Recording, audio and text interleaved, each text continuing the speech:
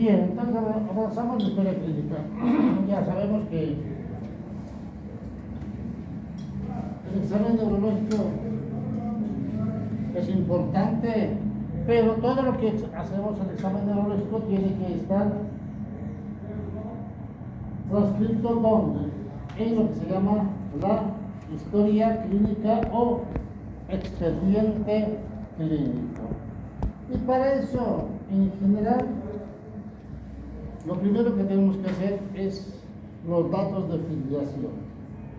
El nombre del paciente, nombre completo, la edad, paciente pediátrico, adulto joven o paciente de la tercera edad.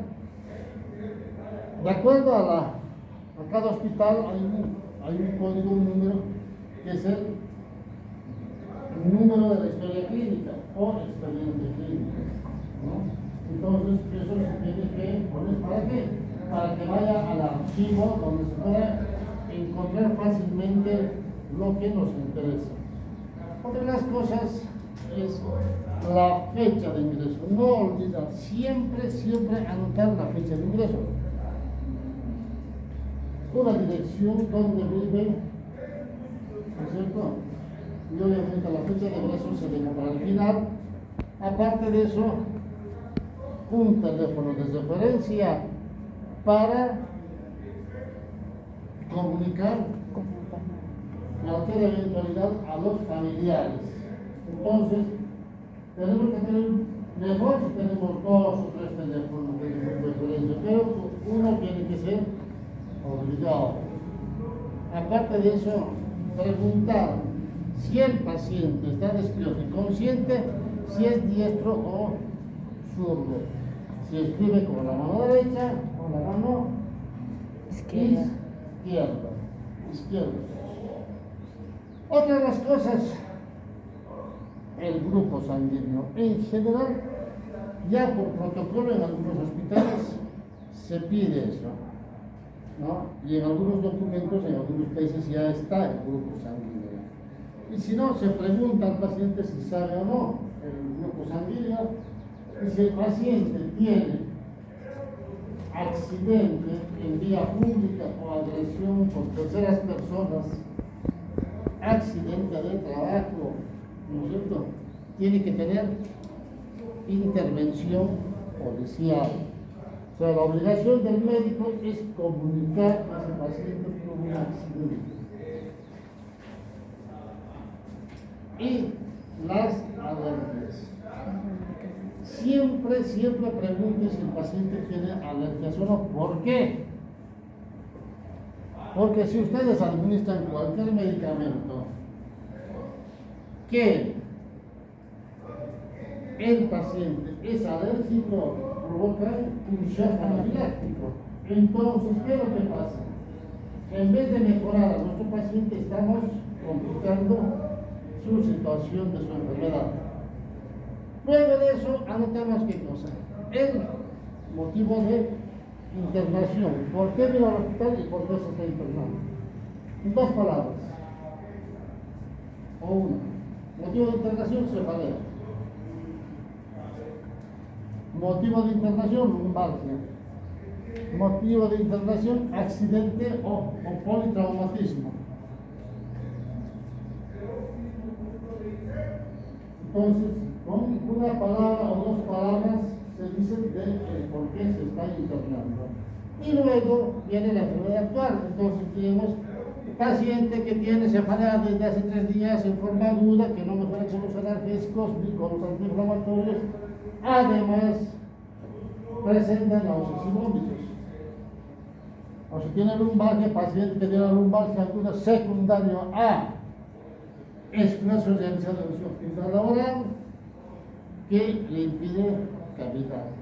Entonces, todo eso se pone o paciente con diagnóstico de politraumático por accidente de tránsito en vía pública, ha sido atropellado o embestido por un automóvil o una motocicleta. Entonces, ya sabemos de por qué, cuál es su enfermedad.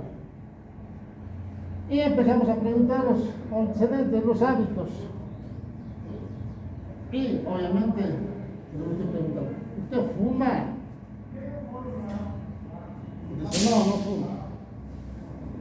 Algunos dicen sí, fumo, pero ocasionalmente, una vez a la semana, una vez al mes, es un fumador social, como se dice, no tiene importancia. Pero si el paciente se fuma 20 cigarrillos por día, bueno, es un problema. ¿Y hace cuánto que fuma? Hace 20 años. Entonces, este paciente tendrá qué cosa. ¿Ah? ¿Qué tendrá?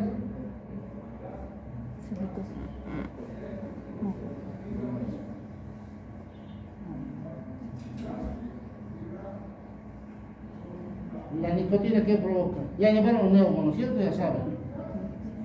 Problemas pulmonares. ¿Qué tiene? ¿O qué va a tener? Insuficiencia. ¿Una qué? No escucho. Adicción. Sí, sí, porque fuma todos los días 20, sí. Pero aparte de eso, es poco. Sí. ¿Qué otra cosa? Cáncer. Va a tener lo que se llama los enfisemas, ¿no es cierto? Entonces ya saben eso ustedes. Entonces, si el paciente tiene enfisemas, entonces el paciente tendrá su capacidad ventilatoria disminuido. Si tiene disminuido, le llegará poco oxígeno al cerebro. Si llega poco oxígeno al cerebro, el paciente tendrá cefalea, ¿no es cierto? Entonces, si el paciente empieza por cefalea y sabemos que fuma 20 cigarrillos más de 20, probablemente la causa de su cefalea sea por el cigarrillo. Entonces, ya saben. Entonces, fíjense ustedes que con solamente averiguar algunas de estas cosas, como que ya nos orienta a una determinada enfermedad. Alcohol. ¿Se bebe? Sí, cada fin de semana, o cada cumpleaños, o cada fin de año. Pero ¿usted bebe? No, yo sí. O familia dice sí. Toma, viernes, sábado, domingo, lunes. Y por los albañiles, ¿no es cierto? Recién trabajan martes, miércoles y jueves. Entonces, estos pacientes a la larga tendrán que Cirrosis. ¿Una qué? Cirrosis. Una cirrosis. ¿No es cierto? Una cirrosis. Y aparte de eso, si el paciente es alcohólico, ¿qué va a tener? Es de vitamina B, doctor. ¿Cómo? Es de vitamina B, puede tener signo de dolor también. Sí, pero aparte de eso, ¿qué provoca la cirrosis o qué provoca el alcohol en el organismo?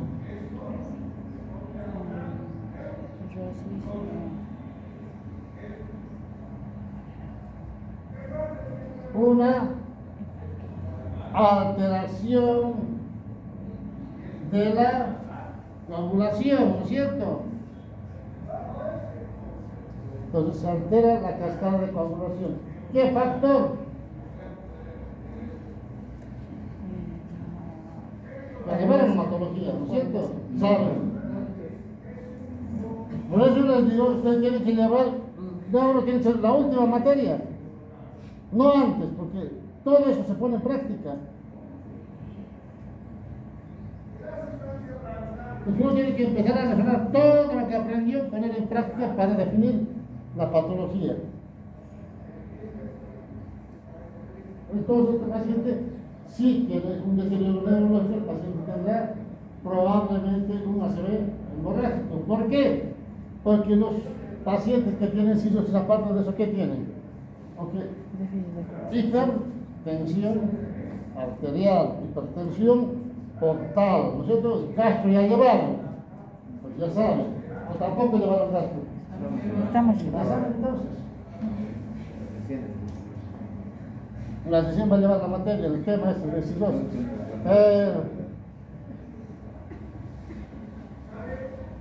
Entonces miren ustedes que con solamente pequeños datos ya nos puede orientar a muchas cosas. También preguntar, ¿consume drogas? Nadie dice que sí, muy rara vez, o pacientes que están totalmente intoxicados por drogas, sí. Pero en general, no. Ninguna persona dice, yo consumo droga, yo soy drogadicto. Salvo aquellos que tienen rehabilitación, van a los centros de rehabilitación, pero en general después nadie confiesa que es drogadicto o consume drogas. En el momento de la clase, pregunto, todos van a decir que no, y algunos deben consumir. Pero dicen no. ¿Y qué es lo que provoca las drogas? Los estupefacientes. Alteraciones ¿Claro? alteraciones del sistema cognitivo, ¿Alteración de qué? de la conciencia. De la conciencia, obviamente. Pero aparte de eso, alucinaciones, algunos dijeron en otros cursos. Sí, alucinaciones. Adicción, sí. Pero ¿qué otra cosa?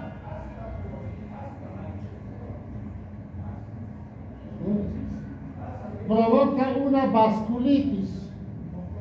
Entonces, si provoca una vasculitis, si el paciente viene con un deterioro neurológico o está intoxicado por drogas o probablemente tenga un sangrado en el cerebro. ¿Por qué? Por la vasculitis. Pues fíjense ustedes que con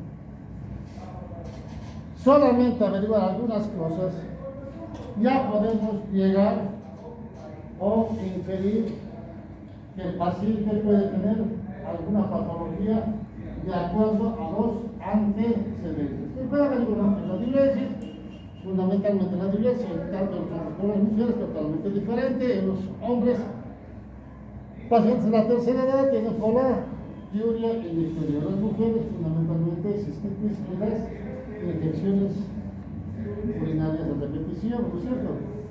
Y la catarsis, preguntar, ¿no es cierto? ¿Cómo son sus deposiciones? Y algunos dicen, sí, hago deposiciones con sangre. Entonces, si el paciente hace deposiciones con sangre, ¿en qué pensamos? Si el paciente es pediátrico, probablemente vamos a pensar en un linfoma, ¿no es cierto?, en el intestino, pero si es paciente de la tercera edad o mayor, pensaremos en un, ¿qué? En un CAD colon, ¿no es cierto? Un CAD colon. Pues fíjense ustedes que solamente preguntar muchas de estas cosas ya vamos sacando datos. Preguntamos la parte infectológica. ¿Usted enfermó de hepatitis? No. ¿Enfermó de tuberculosis? No. ¿Enfermó de, o sea, usted tiene VIH? No. Entonces, solo hay algunas cosas que se ponen, ¿no es cierto?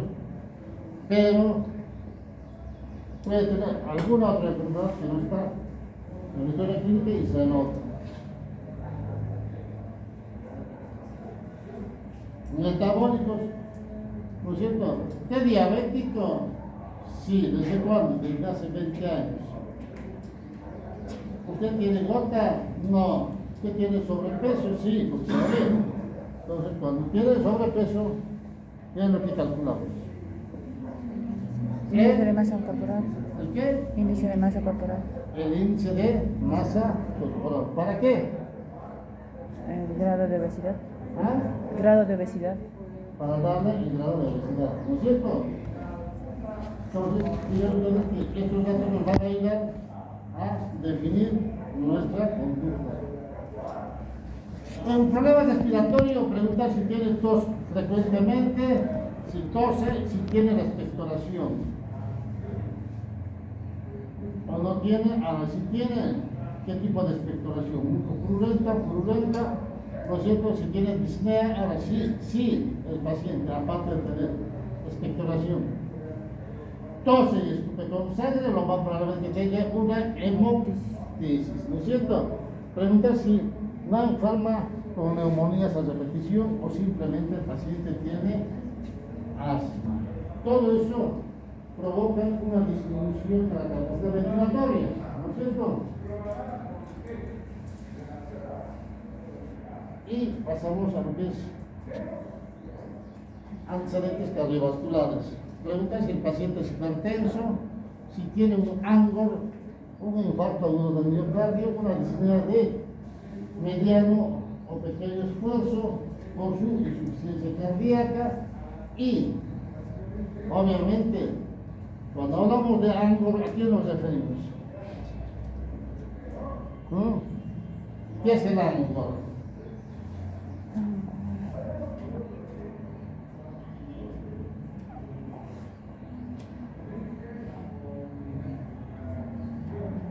¿Llevaron la cardiología?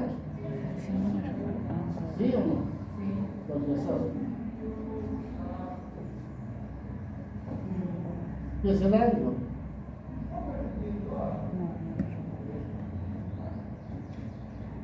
Son lo que llaman las precordialgias o las palpitaciones, ¿no es cierto?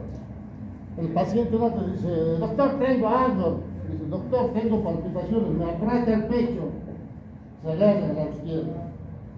No tenemos que tratar. Digestivos, pirosis.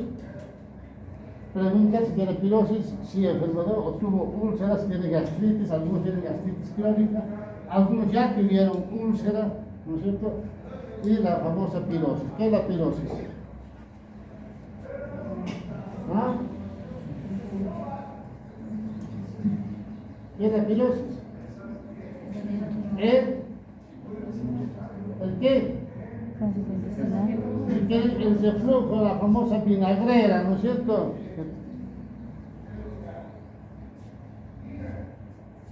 Pregunta si tiene constipación, ¿no es cierto?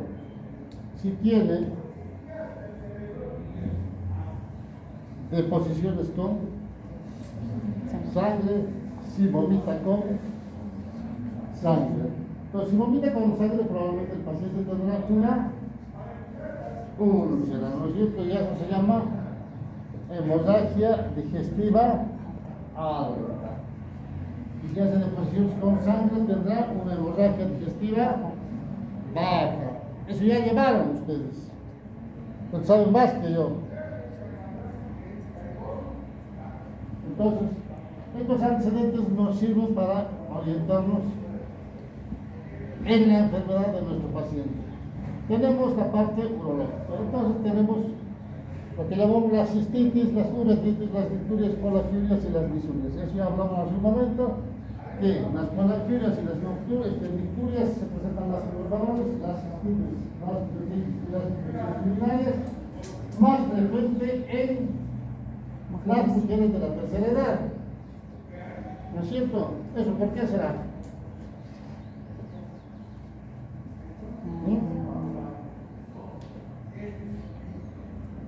¿Por qué no tiene polaquiria y nicturia en la tercera edad? ¿Ya llevaron urología? No. Pues no llevaron nada ustedes, no sé cómo llegaron hasta acá.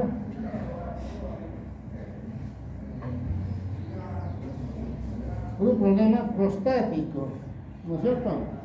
Pacientes que tienen nicturia tienen problemas de próstata. O sea, todos los hombres tenemos eso. Y en las mujeres, en general, la gran mayoría de las mujeres, por no decir todas, 99%, son mamás. Un hijo, dos hijos, tres hijos, cuatro hijos, muchas veces a veces más. ¿Qué es lo que provoca? Descenso de la vejiga. ¿No es cierto? Entonces eso provoca infecciones urinarias a repetición. Pues miren ustedes, todo eso tenemos que pensar cuando el paciente, digamos, está frente a nosotros y hacemos el interrogatorio. Tenemos las infecciones de la agudas, las infecciones de la crónica. Actualmente se llaman enfermedades de la crónica y enfermedades de la aguda. ¿No es cierto? Y la parte neurológica, eso sí. Preguntar si el paciente tuvo convulsiones en la infancia o si tiene epilepsia o si enfermó alguna vez de un accidente cerebrovascular, ya sea de tipo isquémico o hemorrágico, si el paciente tiene vértigos, mareos, inestabilidad al caminar o si sufrió TEC. Pero usted no el golpecito de rutinario que uno se golpea, no te leves, ¿no? Usted es moderado o te severo por un accidente, o simplemente si en la infancia no enfermó de una meningitis. También tenemos que ver esto, ya se lo dije, la cefalea, el tema de los vértigos y alguna otra cosa que el paciente refiere que nosotros no estamos preguntando. Con todo esto, ¿no es cierto? Entramos a ya el examen físico, porque hasta este momento era preguntar antecedentes, ¿no es cierto? Ahora sí entramos a el examen físico y ¿qué es lo que nos interesa primero? Ver la frecuencia cardíaca,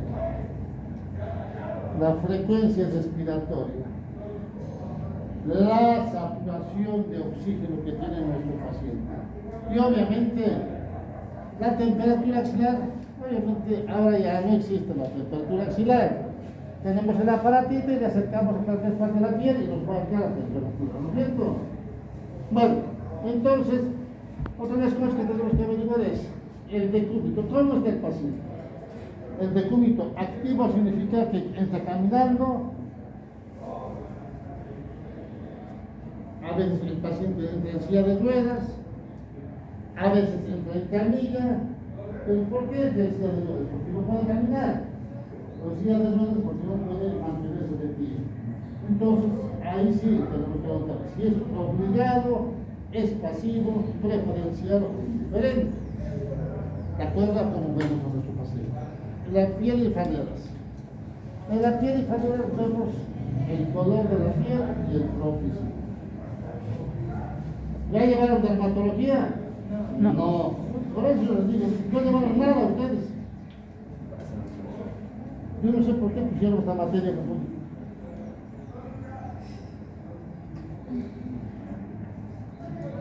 pero semiología sí llevaron, ¿no es cierto? ¿Cuántas clases de piel tenemos?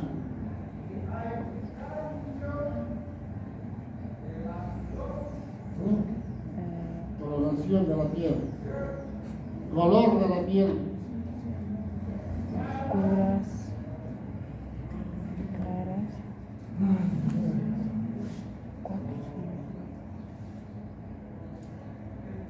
los orientales, ¿qué color tienen de piel? claro, blanco, Los orientales, los chinos, los japoneses, coreanos, blanco, el amarillo, ¿no es cierto? Los escandinavos blanco, y el blanco, ¿no es cierto? Los latinos, moreno,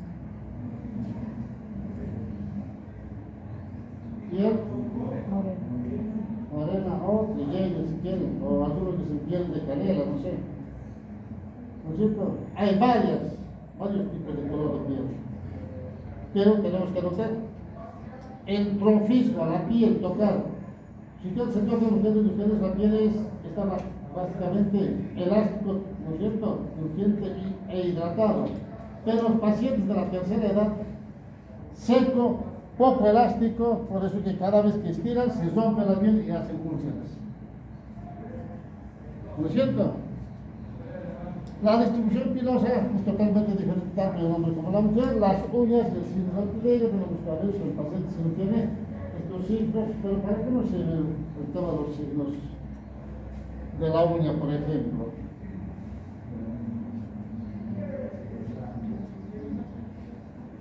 Si tengo un dedo en palillo de tambor, con las uñas en vidrio de reloj, ¿en qué pienso? ¿En qué? los cabezas, Es una enfermedad cardíaca con él, ¿cierto? Ahora, si tengo unas líneas paralelas en la piel, digo, en las uñas,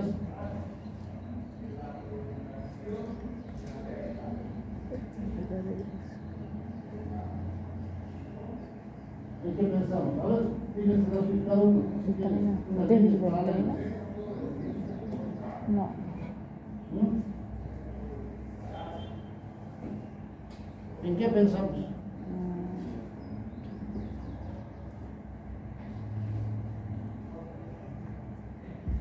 En desnutrición. El paciente paciente probablemente en la infancia tuvo una desnutrición. Y si tuvo una desnutrición, probablemente el paciente después en la edad adulta tendrá que una deficiencia suficiente intelectual. Por eso dicen, no, este mi hijo no aprende nada, va a la escuela y no aprende nada. La famosa frase de Bolivia, mi hijo es un buzo. Pero no es un buzo, sino porque la mamá no se encargó de darle el alimento que corresponde. Probablemente por falta de recursos económicos o simplemente no se ocupó del hijo. Entonces fíjense ustedes que todos estos datos nos orientan, siempre digo, nos orienta a algo neurológico. ¿Sí? Tejido celular subcutáneo. El tejido celular subcutáneo ve la distribución tanto en el hombre como en la mujer. ¿Cómo es la distribución del hombre? ¿Ah? ¿Y cómo es en la mujer? ¿Dónde está acumulado el tejido graso en las mujeres? ¿Ah? En los glúteos, cadera y los pechos, ¿no es cierto? Y en los hombres, en la panza, ¿no es cierto? Pues totalmente diferente. Sistema ganglionar, ¿dónde se palpan o se buscan los ganglios? A nivel de la garganta. A ver, vamos a ir uno por uno, ¿dónde? ¿Cómo? ¿Cómo? Axilar. El cuello grande. ¿Dónde? ¿Ah? Inguinal.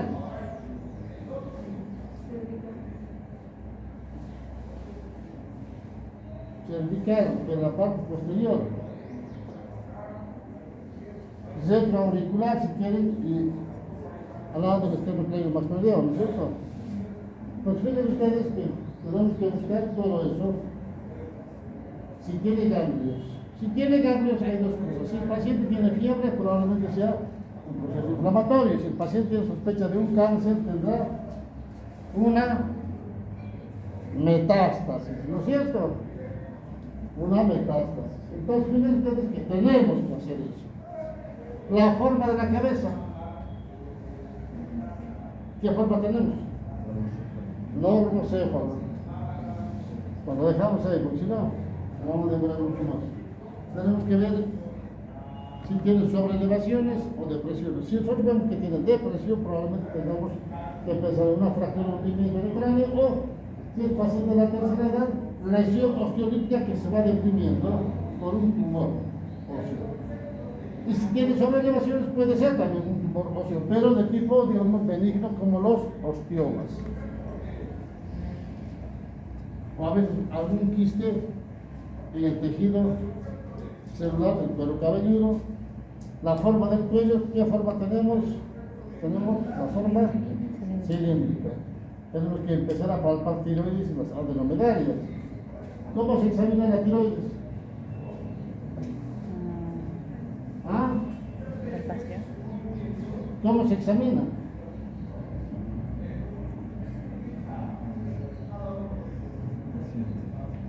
Para empezar, ¿se palpa o no se palpa la tiroides?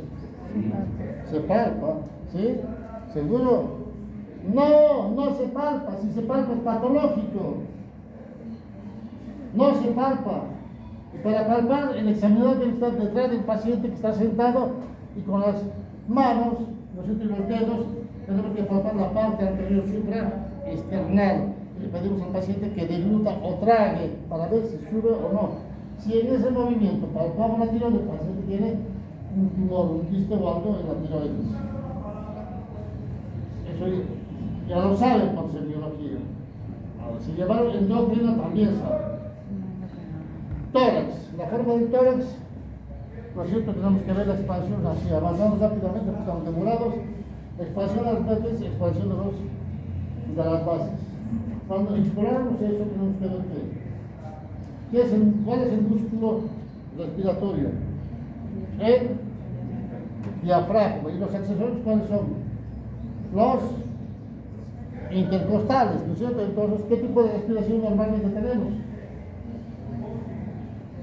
¿Ah? A ver, respiren profundo y exhalen. Inspiren y exhalen. A ver, vamos. Ahora, fíjense cómo está el movimiento. ¿Qué tipo de respiración tenemos? Tórax abdominal. ¿Por qué? Porque el diafragma divide el abdomen del tórax. Entonces, cuando inspiramos, en aire, baja el diafragma, exhalamos y sube. ¿No es cierto? Todo eso ya saben por neumo, llevaron neumo. Entonces ya saben. Ahora, si no pasa eso, si pasa alguna de estas cosas, no ventila bien, entonces el paciente tendrá alguna lesión en el diafragma. Entonces ya pensaremos que el paciente tiene alguna lesión en qué par craneal. En el décimo par craneal. Entonces, fíjense, todo lo que estamos averiguando siempre apuntamos a la parte neurológica. ¿Lo siento? Siempre apuntamos a eso. La región mamaria, pedimos, ¿no es cierto? Si es mujer, que se palpe los 4 cuadrantes para ver si no tiene quistes, nódulos, tumor. Y si es hombre, hacemos que se descubra el tórax y vemos qué tiene. Ahora, si tiene una ginecomastia, ¿en qué pensamos? En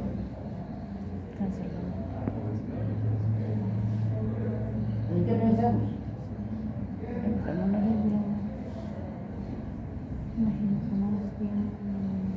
Probablemente tenga una alteración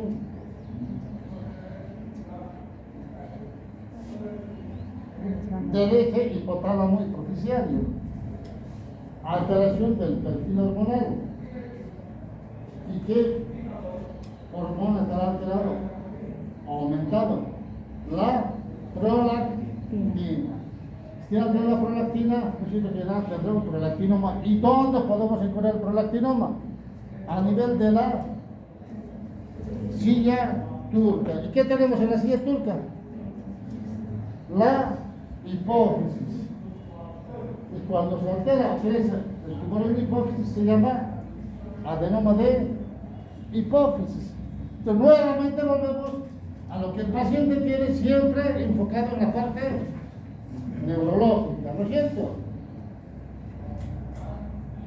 Tipo de respiración. Esto ya lo vamos a pasar por alto, si no nos quedamos hasta mañana, pero conocemos varios tipos de respiración, ¿cierto?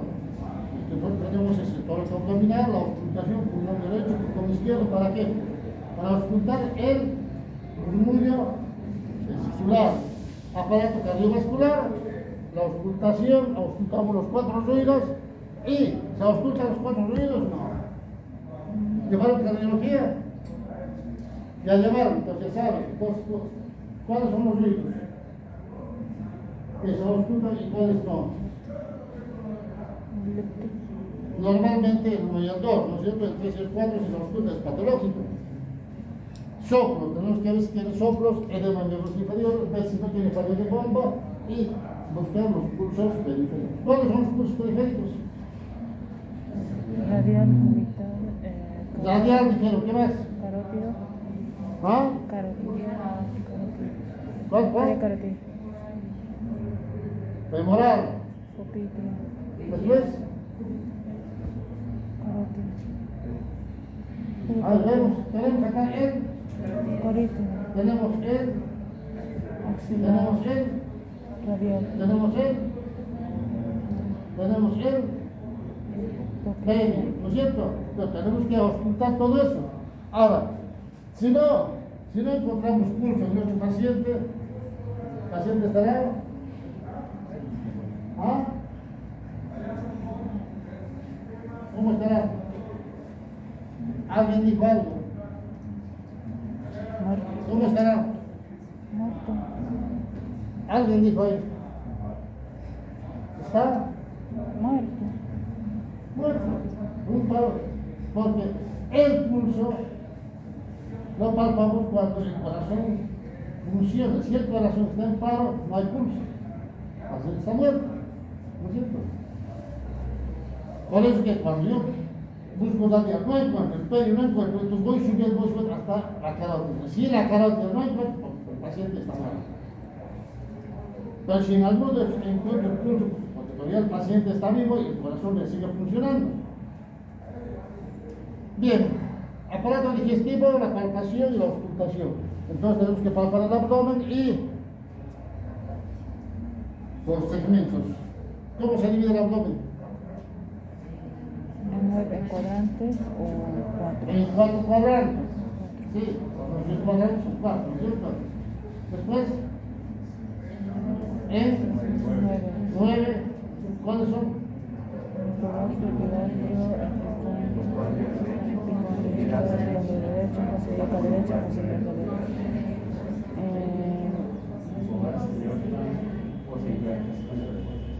Bien, entonces auscultamos y auscultamos los ruidos hidroaéreos, ¿no es cierto? Ahora, si no auscultamos los ruidos hidroaéreos, entonces el paciente tendrá que... ¿No? ¿Qué tendrá? Ya, seguimos. Mejor, si no nos demoramos bastante. Aparato genitourinario. En el aparato genitourinario tenemos la percusión lateral derecha, la percusión lateral izquierda, ¿no es cierto? Y tenemos que palpar los puntos bilaterales, que son ¿cuántos? ¿Cuántos son? 3. ¿Seguro que son 3? ¿Cuántos son? ¿Ah? 3, pero tienen que estar seguros, 3 a cada lado, en total son 6. ¿Dónde se palpa el núcleo lateral superior? Ya llevó urología, ¿no es cierto? Todavía no llevamos ese tema, pero se los dejo tareas para que sepan. Superior, medio, inferior. Y llegamos al sistema nervioso. Pues ya con los datos de los antecedentes tenemos algo de idea de lo que vamos a, ¿no es cierto?, buscar en nuestro paciente. Ponemos una patología que nos orienta a algo y empezamos a hacer el examen del sistema nervioso central y empezamos con que la conciencia del paciente está vigilada. Y quedamos acá porque ya se terminó la clase, no nos reclamos como ayer el tema de la devolución del aparato.